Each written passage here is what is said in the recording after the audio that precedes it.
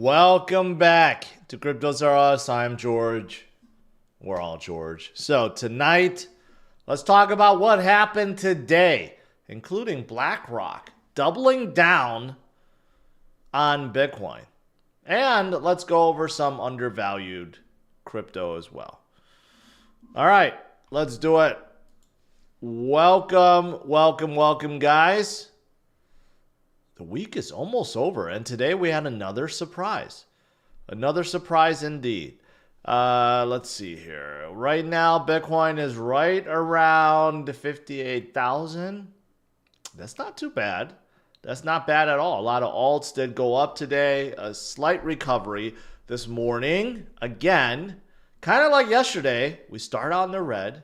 People did not know, or Wall Street specifically did not know how to take this info right here, another inflation reading, okay, which actually was in line with expectations. But, you know, this morning it started out in the red. Once again, Wall Street didn't know. And then slowly but surely, the entire market turned around, became green once again. Now, here's the shocking thing. I've been tracking, obviously all the inflation stuff is important because of the rate cut that's coming up next week, right? And surprisingly, the probability for a 50 basis point cut is now at 43%. Just yesterday, it was at 25%. It dropped to 21%, and somehow it went up to 43% today. That's almost neck and neck right now. I thought for sure there was no chance for a 50 basis point cut next week. That's not the case. It's almost 50-50. We could actually get a pretty aggressive cut in just a week's time. So that actually was really shocking. I did not see that coming. But that's good, right? If we get more aggressive cuts, that's really, really good. But, you know, I just like to remind you guys that despite all the hikes and the cuts and everything else that's going on, ultimately, as a country, we are broke. And we are on track to pay more than $1 trillion in just interest payments. Interest. You know, you guys, a lot of you guys have credit card interest or mortgage interest, whatever, loan interest. As a nation, our deficit is so large, we're paying over $1 trillion in interest alone. Okay. And the only way the country pays back the interest and payments is by either borrowing more money or printing more money. Think about that vicious cycle, right? To pay back the IOUs, we generate more IOUs to pay back the previous IOUs. Think about how that makes sense. That's just basically like paying off a credit card with interest with another credit card with interest. That's exactly what's happening. And that's why we have inflation. And that's why it's all shenanigans, all built on, the whole financial system is built on a pyramid of cards or house of cards. So all this stuff, right? All this stuff that I talk about, all the macro stuff, all the central bank stuff, all this stuff, right? Ultimately, they're all designed to fail. That's why we have Bitcoin. That's why Bitcoin was created, because distrust in banks and governments around the world, right? That's why Bitcoin is getting stronger and stronger and stronger. And wait until you hear what BlackRock says. This is why they doubled down on Bitcoin, because they also understand. Inflows today, massive volume, and we have a lot of pluses, so that's good. A lot of institutions obviously recognize what's going on, right? But especially Larry Fink and BlackRock. Look at this quote. All right. Global, decentralized, and non-sovereign asset that can serve as a hedge against increasing global disorder and declining trust and governments, banks, and fiat currencies. Doesn't that sound like a direct quote from Satoshi himself? That doesn't sound like, and this is something that like you would hear from Michael Saylor. This does not sound like it's coming from BlackRock or Larry Fink, right? But they understand. They now understand, or they understood all along and they just pretended, but it seems like they fully understand. This is why it's so important to load up on Bitcoin. This is why so many people are coming to Bitcoin, because distrust in governments, banks, and fiat currencies, right? And global disorder.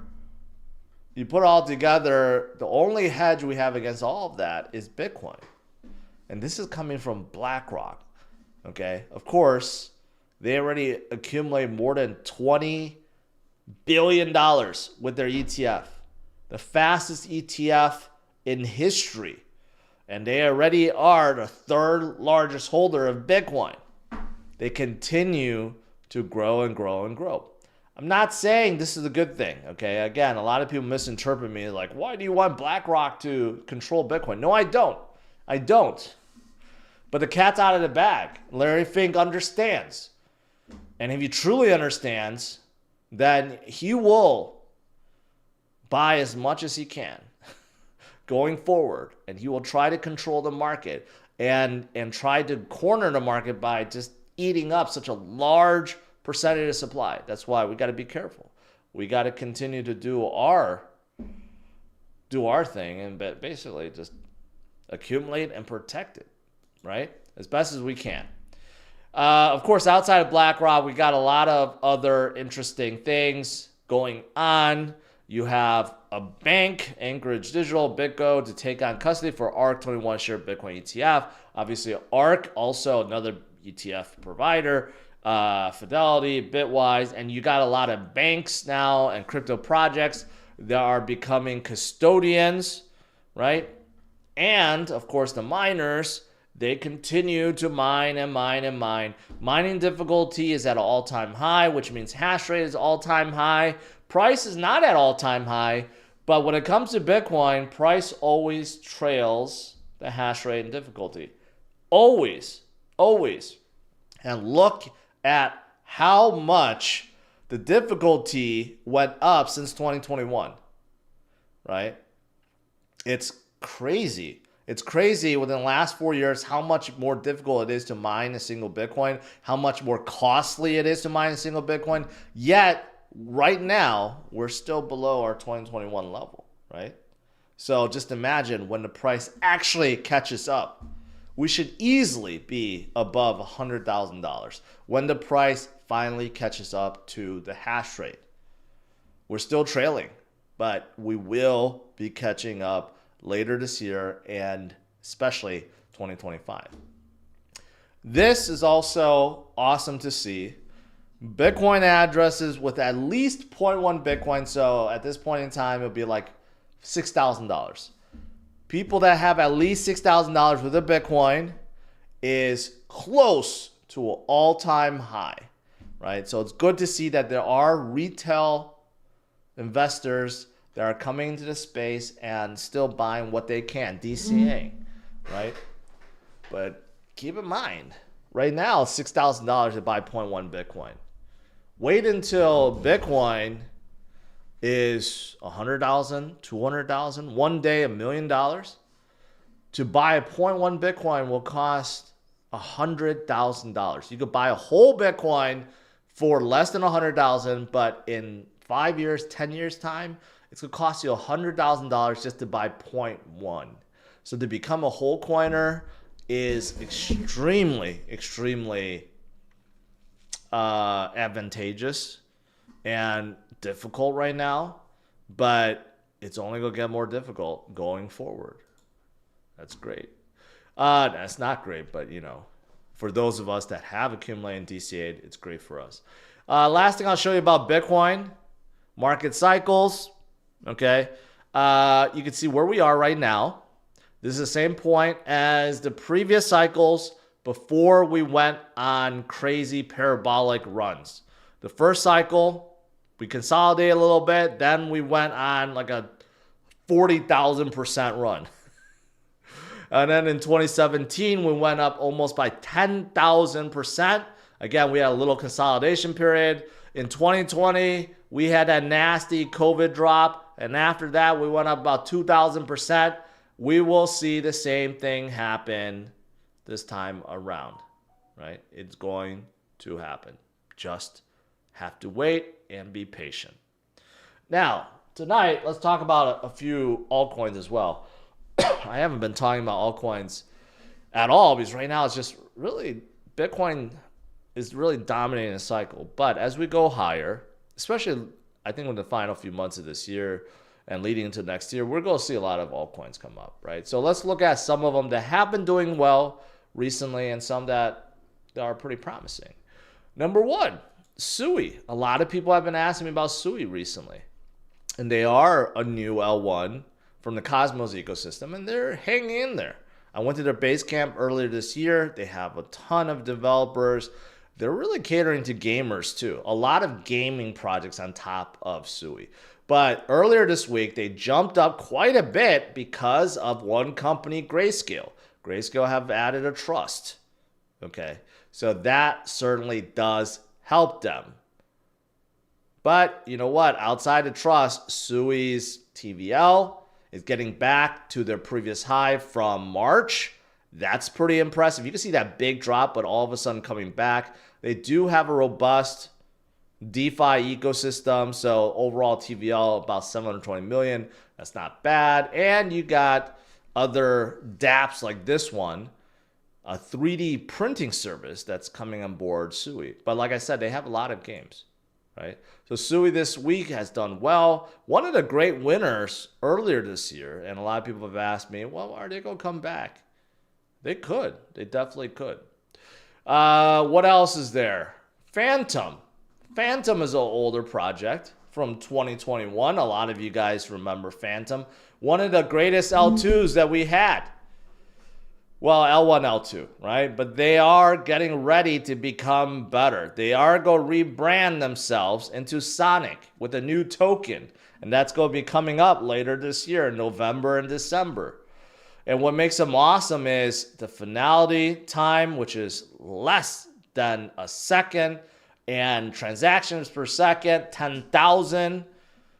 And it's supposed to be one of the fastest and greatest L1s with a native bridge to Ethereum. And you know what? Andre Crony is a DeFi pioneer, kind of like an OG in DeFi. He is set to make Fantom awesome again. And they are also hanging in there in like the top 50. And you know what? This will be interesting once they make the conversion later this year in a couple of months. Right. Also, they've already committed that a lot of the burnt Fantom fees will be going to fund this ecosystem. And they already have a small fund for memes as well. Andrew Crowe also says he wants to embrace memes. Right now, memes are not doing so well. But wait until the memes heat up again. We know memes drive a ton of users and volume, right? To chains like Solana. They did a little bit to Avalanche. Maybe Fantom is next. Base certainly has, to some extent, even BNB, right? So we'll see. We'll see. So Fantom going through this upgrade soon. And of course, you got Avalanche, which I talk about a lot, but Avalanche is one of the big boys, and they do have a ton of TVL, right? And it continues to grow and grow and grow and grow. They also have very robust gaming ecosystem. They have side chains dedicated to games like Beam and Shrapnel and DeFi Kingdoms and Off the Grid and everything else, right? So Avalanche is in a really good position once games come back. And then what else is there? Injective. Injective is another one. One of the biggest gainers in 2023. They kind of stalled after March, but Injective is also L1 out of Cosmos.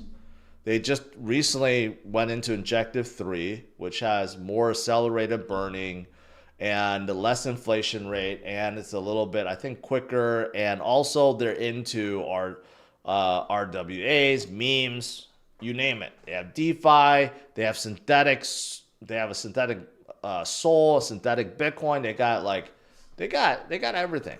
They got everything. So Injective, another one. It's kind of stale right now, but I do think they can come back pretty strong. And then lastly, I got to cover this, or the XRP guys are going to hate me. XRP today spiked because Grayscale also launched the XRP Trust. A lot of people think that I hate XRP. I do not. Now that they don't have the SEC hanging over their heads, maybe they could truly shine. With Grayscale's help, they pumped up a little bit today, but they're adding smart contracts, and who knows what else they're going to do, right? So we'll see. Hopefully XRP can get back to their glory days below $4. We haven't seen that since 2018. I guess we'll see. All right, guys, let's do some Q&A.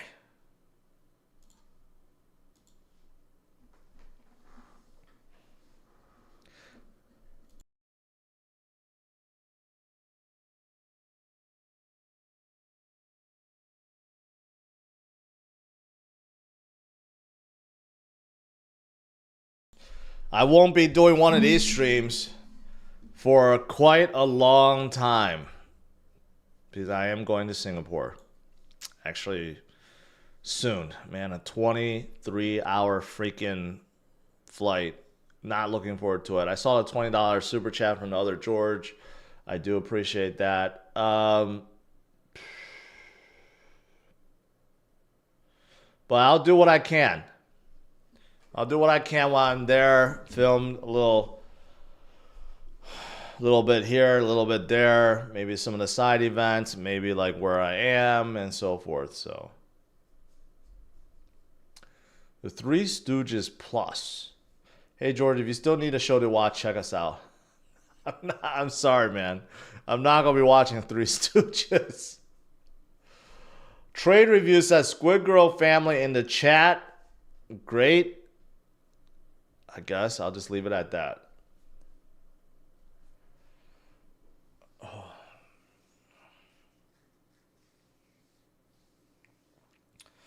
Go live in Singapore. The market needs you. I don't know if I can. Well, I can, but it's a 13-hour difference, so it'll be at nighttime when if I do anything at night, it'll be in the morning here, right? Which actually could work out, but we'll see. A lot of influencers are going to be there, so I think a lot of schedules will be disrupted. So starting from Monday, I think you guys will see a lot of usual times be scattered, I guess.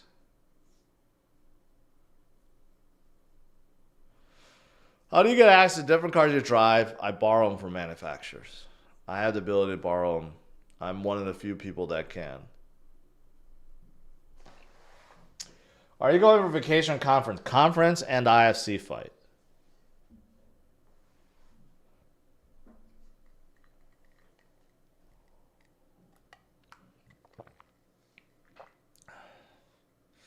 Safe flight, be easy on the Asian baddies.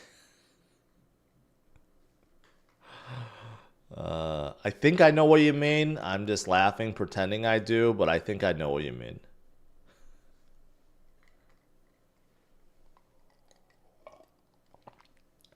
I already watched The Boys. This last season was not as good as I thought. I have like 4 different series downloaded, ready to just like binge watch.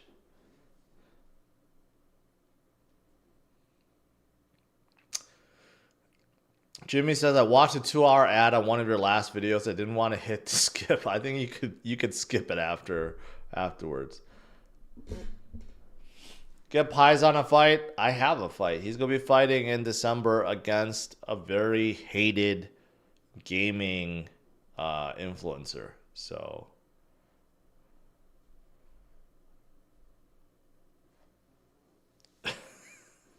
I guess I do know what you mean, Akeem. Or Kim.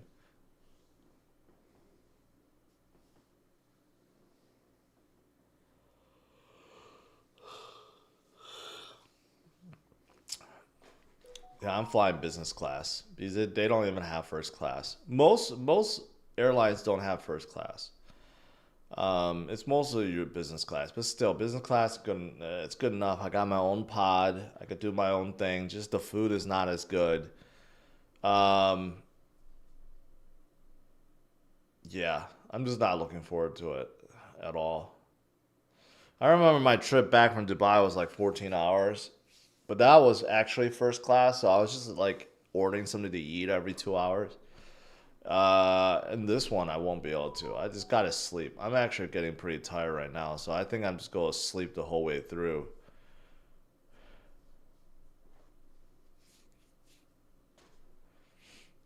Do you think the overall sentiment is bullish or bearish right now? I think it's neutral, but more bullish than anything. The good thing about being low for quite a long time is you get used to a level, and then once we start going above 60,000, everyone's bullish again, right? Even though we've been higher.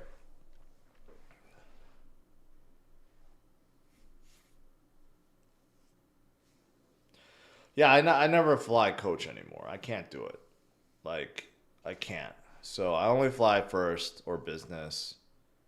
Um, and in a lot of cases, especially in the US, it's not that much more. A lot of times you go somewhere, it's like $500 versus $800. It's like, might as well.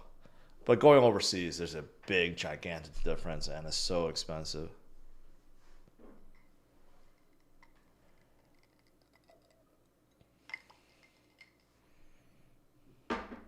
Jonathan became a whole coiner. Congratulations. It's not easy. Like I just think back to my earlier days.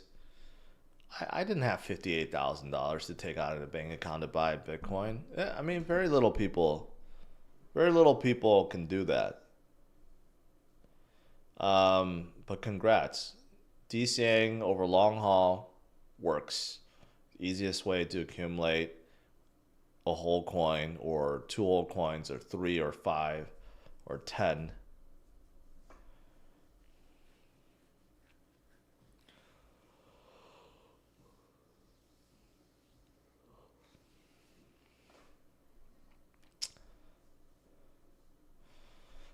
What's your bearish price for Sol this cycle? I don't have a bearish price for Sol.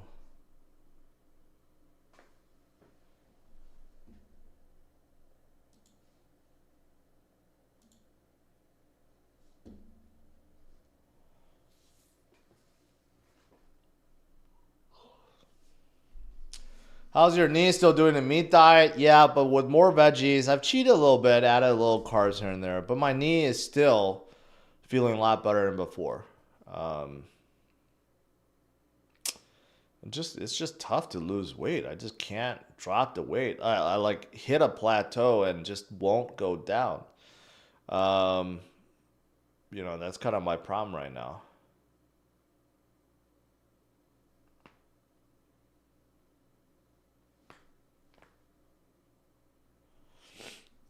Danny's asking, Arweave versus Filecoin, Sui versus Aptos, Arweave and Sui. In those comparisons, yeah.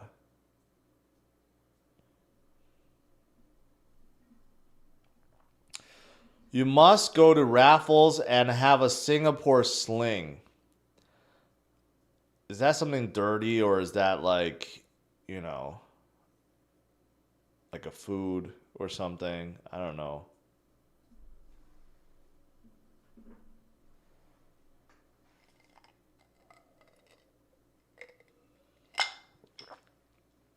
What are the odds would you give for a U.S. recession next year, either Q2 or later? Well, if Powell continues to be very, very aggressive with rate cuts every single FOMC cycle starting from this next one, then we could probably prevent it. Like if he does a 50 basis point one in September and another 25 in November, another 25 in December, that's one whole percentage cut. And then next year, if he continues to do that every single FOMC meeting, I think I think we'll be fine.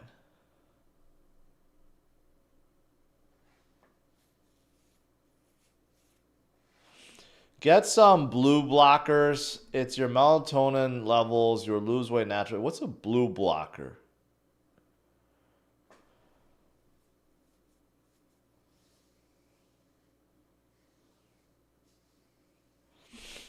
I mean, before, when I was younger, like even 10 years ago, I thought keto was the easiest way to lose weight. Now it doesn't work. Oh, the blue light blocker. You know, someone just sent me that. One of my other good friends told me that, and I don't know. It looks like a gimmick.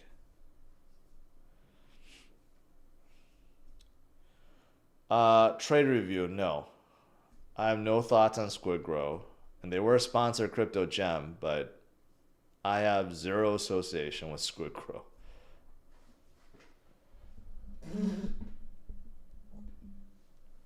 Blue light glasses, it blocks the blue light from screens. Does that really do something? Like, does that really,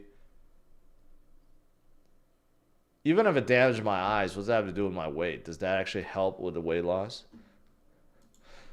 Jose, I like Jenna too. She's a really nice gal, and I think she's going to do very well.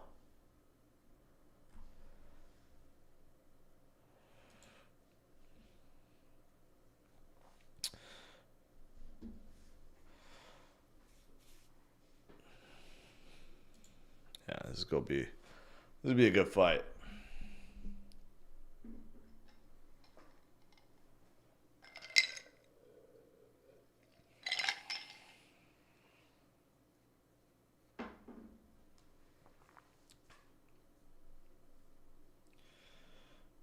Dustin, why not go all in if we're 100% about to blow? Well, like me, I'm all in.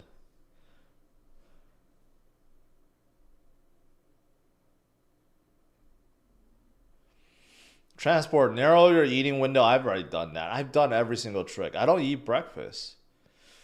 I just eat lunch and dinner. And I try to cut those down too. Like, I seriously, if I count my caloric intake, it's pretty low. I'd say it's like under 1,800 a day. Like, there's something with me that's really preventing me from losing weight. I don't know what it is. I just need to sign myself up to fight or something. That way I could lose weight. Because all these guys that are training to fight, they all drop like 20 or 30 pounds. So maybe I just need to get in the gym and just start training. Even though my knees are bad and I can't fight, but at least I could train.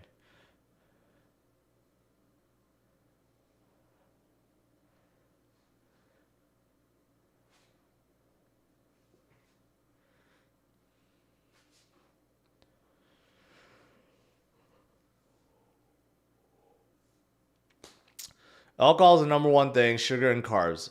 Yeah, I know that. I do drink a lot more now than before, so that is something. A lot of my weight is also from muscle, and I hate to use that as an excuse, but in my 20s and 30s, I was lifting like crazy. I packed on the muscle. Now it's just like fat on top of the muscle, so I still look like,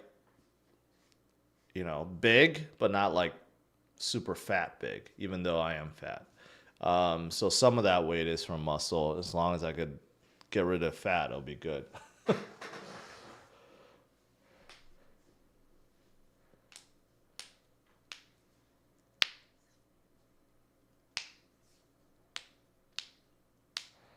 Is alcohol allowed in Singapore? Yes. Yes.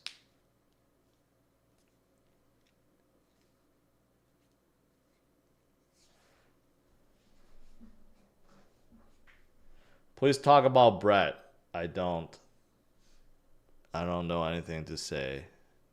Anything. I don't have anything to say about Brett.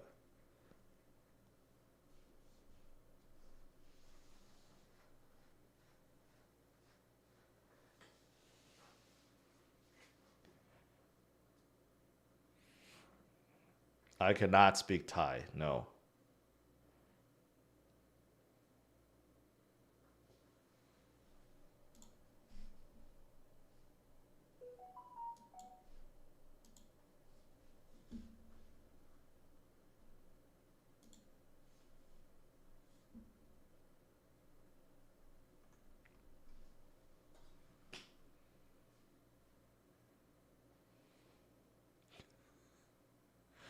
You think Bitcoin goes above 60K this weekend? It certainly can happen.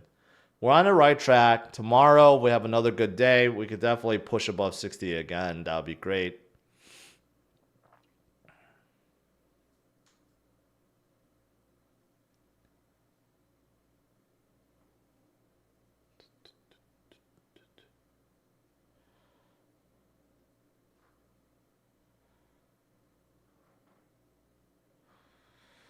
High protein, low fat, and carbs will help you keep your muscle while you drop the weight. You know, I've done that before. That's keto. I've done keto with intermittent fasting. It just doesn't work anymore. I mean, throughout my life, I've always like swayed with my weight. So I would gain weight, drop like a lot of weight, then gain it back, drop a lot of weight. So I've tried every single diet plan there is, besides going vegan. Like I've never tried that, and I never want to. But I've tried keto, I tried carnivore, I tried intermittent fasting, I tried just like about every single thing there is. I know it all. It's just two problems. One, I don't think I have the same kind of motivation I used to. And two, I think I'm just older and the body doesn't respond as well.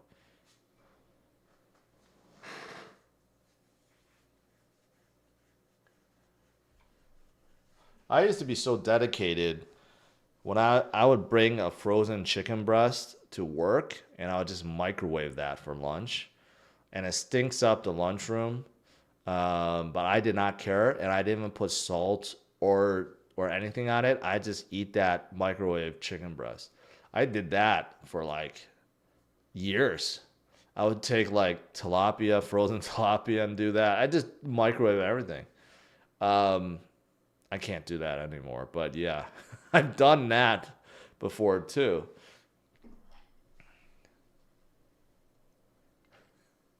There were times before I was so hungry, like I was shaking. So what I would do is take um, Mentos. No, not Mentos. What's the ones that are in the metal jars? Some kind of mint, Altoids, I think. And I would stick it under my tongue and just leave it there, and it burns. Like if you leave it in under your tongue for a while, yeah, it burns you, right? And I would use that burn to get rid of the hunger. that's how that's how I would do it before. Um, can't do that anymore. Dustin Klein, sorry, just tuning in. What kind of rate cut we looking at this month? This month, 50 basis point. Hopefully 50 or 25%. But the 50% has gone up a lot, a lot. All right, guys. I guess that's it. I guess that's it. My final stream forever until I come back. BlackRock doubles down on Bitcoin. Bitcoin is still doing good even though we had a volatile day today. Stay strong, my friends. I'll see you guys in a while. I'll try to put out some videos. There will be a Crypto Cruise video on Saturday. I don't know if I can have a video tomorrow. Sunday walk, maybe I'd do it in Singapore. I don't know. So you guys have a good one. Hang in there. Hopefully next week we'll see a big rise for Bitcoin, right? After the FOMC meeting. All right. Take care.